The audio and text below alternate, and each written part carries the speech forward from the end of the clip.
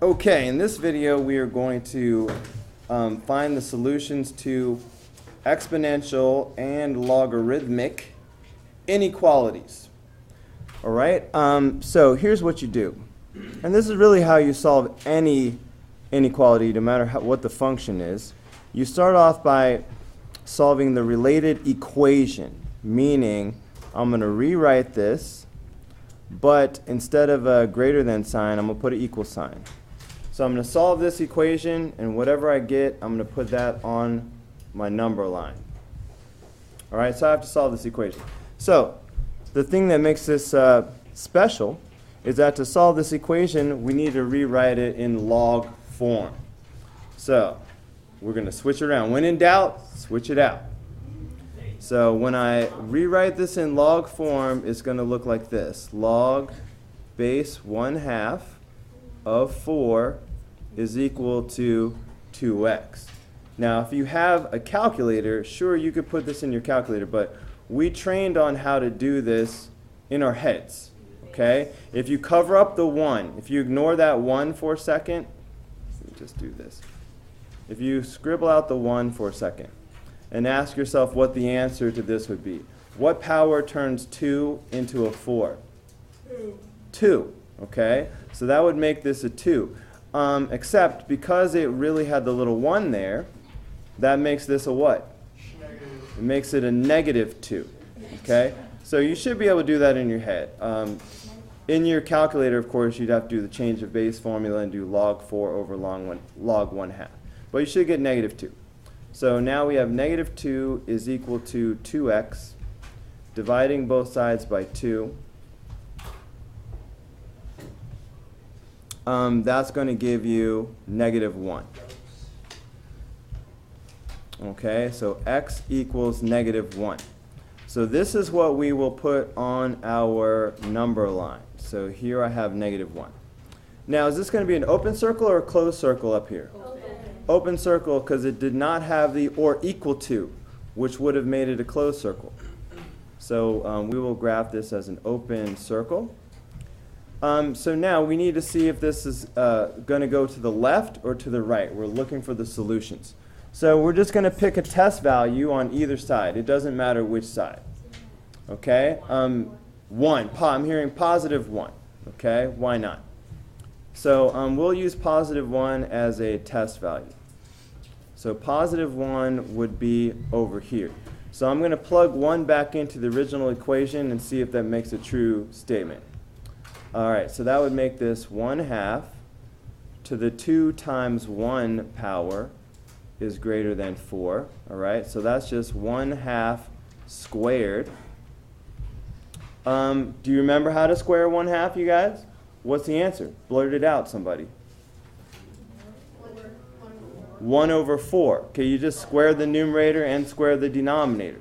1 squared is 1, 2 squared is 4. So 1/2 squared is 1/4. Okay, so that gives me 1/4 is greater than 4. Is that a yes? Is that true or false? Yes or no? That is false. Okay, that is a no. Okay, so that means, just change colors for a second. So that means this was a no. So we don't have solutions over here, which means the other side must be yes. Yes. Okay, so that's why we know the solutions are going to go this way. Now, wait a minute. There was some kind of problem I remember saying that you can't go to -infinity. Is this the problem where I'm not allowed? I have to stop at 0? No, it's not. She said, no, this is not the problem because it's not a logarithm. Logarithms cannot be negative. You can't take the log of a negative number. But this does not involve logarithms, so it will just go to -infinity. So this is the graph. And the solution in interval notation would be what? -infinity to -1. Parentheses, not a bracket because of the open circle. So that's the answer to problem number 1 right there. Any questions? Yeah. I'm going to pause for Russo's question. All right, so problem number 2, inequality with a logarithm. Just watch out, the one extra detail, you cannot take the log of a negative number. So this is the one where if it does go to the left, We have to stop it at 0. So first of all, to find the critical value to plot on our number line, we're going to treat this as an equation. How am I going to solve this equation? What's my first step? Switch it around. That's right. Rewrite this in exponent form. So I'm going to bring down that 5. That would be 5 to the third power is equal to x. That is 125 is equal to x. So that's my critical value. That's what I put on the number line. Okay, so there's 125. Yeah, that's actually simpler than the other problem was. Okay, open circle or closed circle. This time it'll be a closed circle because of the or equal to business. All right, so there's my closed circle. So now I need a test value. Okay, now if you choose your test value wisely, you won't need a calculator. I'm trying to think of something that I could plug in here that I won't need a calculator. All right, things like numbers like 5 or 1, these would be good numbers. Okay, or 25. Any of those would be good numbers to use. Okay, Bella. 5 or 1 or 25. Which one of those is a good, convenient test? Yeah, the number 1 is like almost always a good number to use. So with logarithms, so why not use that?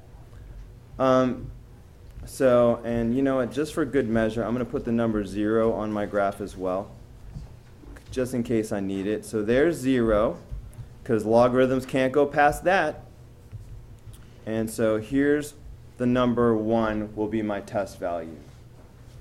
Okay, so when I plug this back into the equation, I get log base 5 of 1 is less than or equal to 3.